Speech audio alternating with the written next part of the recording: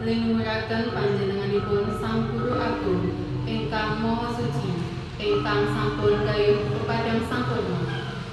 Kawula mangayom dumateng Sang Bagawa Guru Agung kawula wonten salebeting dhamma Sang Bagawa kawula pingan. Sang Bagawa sampun minjil ing sangadaryaning warga manungsa suku Arya ing wilayah Madya ing kaluwarga Ksatria Trah Gotama minangka putra Satya satunggaling sujana saking kaluwarga Satya ingkang sampun gayuh kepadang sampurna tanpa winates ing alam donya, ing alam dewa, alam mara saha alam brahma sesandingan kaliyan telah kempalaning para sramana, brahmana, dewa saha manungsa.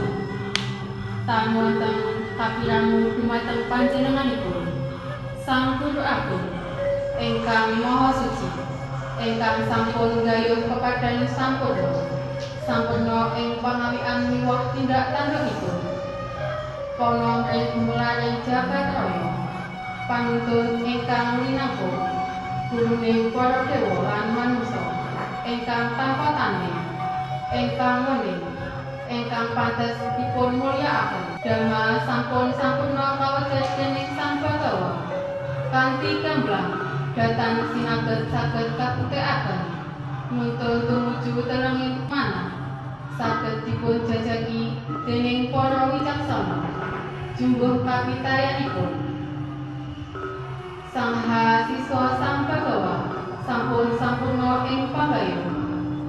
Sang Siswa Sang Bagawa sampun teguh ing pangayom.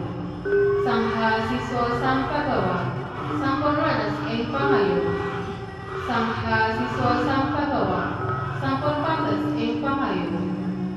Sedaya mewujudaken sekawan pasang 8 jinising jalma pinunjul. Buddha Patima puniki sampun dipunyasa saha dipun lenggahaken dening umat Buddha kunjuk Sang Bagawa minangka pengemut-emut saha kangge nuwuhaken teguhing kapitadosan dumateng Sang Bagawa. Ingkang kalenggahan puniki kawula sedaya makempal ing papan puniki ing wanci purnama wulan Waisak mengerismiusipun gayuh kasampurnan saha paninibbana Sang Bagawa. Kanthi tangan piyambak bekta pisungsung kados dene damar, dupa serta puspa. Saha kanthi minengku kaluhuran sanyata Sang Bagawa. Kawula badhe kanthi pisungsung punika gegayutan kaliyan atur kawula. Mugi-mugi Sang Bagawa senadyan sampun dangu paninibbana ingkang kanthi ngalumatan sifat-sifat luhuripun nampi pisungsung kawula puniki minangka parahajan saha kabagyan tumrap kawula sedaya salami-laminipun.